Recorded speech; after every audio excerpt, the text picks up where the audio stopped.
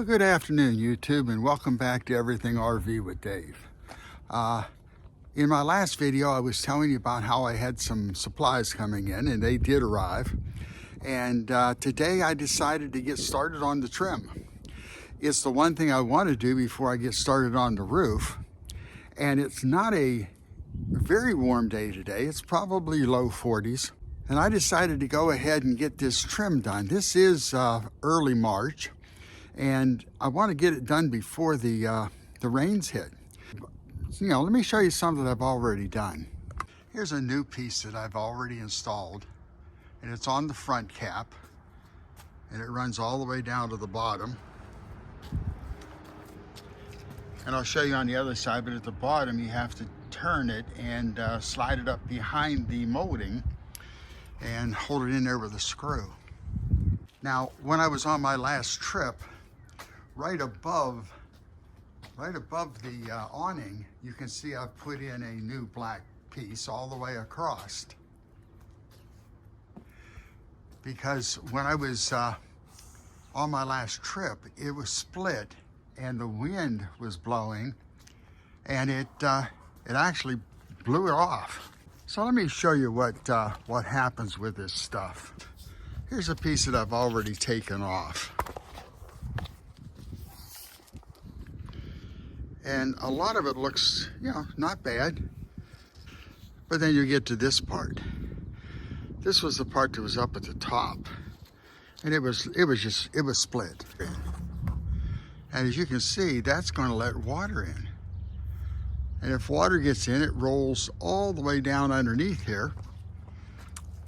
And underneath that trim, you have a whole bunch of screws holding in your molding piece. So this protective plastic supposedly keeps the water out. But it gets very brittle, and it just starts splitting. It only takes a few years for this to happen. So you buy new. Now, I bought mine in a 100-foot roll.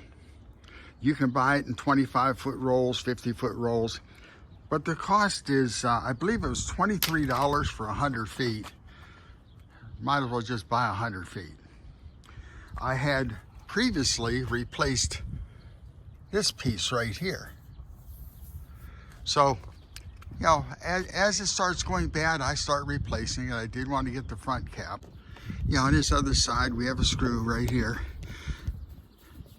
And I had taken it out because the molding fits in up behind there. And then it rotates around. You have to put this in and go ahead and put the screw back in. Now, something I want to say about the molding. Now, I can measure this on the inside, and it's showing about an inch. I took a piece of the old molding off, and I measured it from edge to edge, and that way I knew I was buying the right stuff. If you look at it, it does bow out. So it's actually measuring 1 inch by 1 inch, but it does bow out. So I hope that's a little tip for you, so that you can see what type, you need. So I'm gonna go ahead and put this piece up underneath there, and then I'll show you what I'm gonna do. Okay, I've got it shoved in up underneath this piece of molding. And now I'm gonna take and put this screw back in. So let me go ahead and do that. Okay, now I've got the screw in behind it, and that's what blocks it in place. Now, if you take a look, you see the ledge?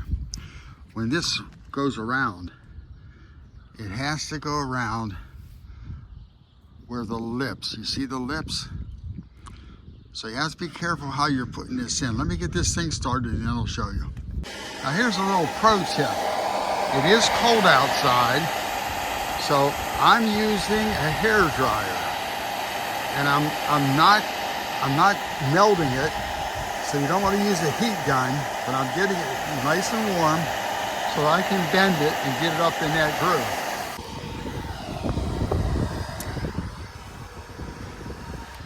Now I've got it up, maybe halfway.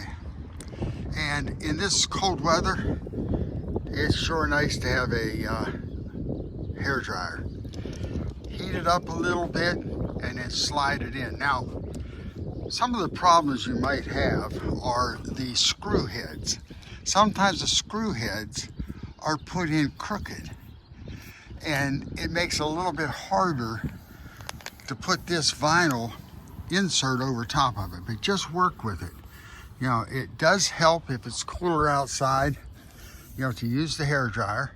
If you were doing this when it was 90 degrees out, I think the plastic would be pliable enough that you wouldn't need this.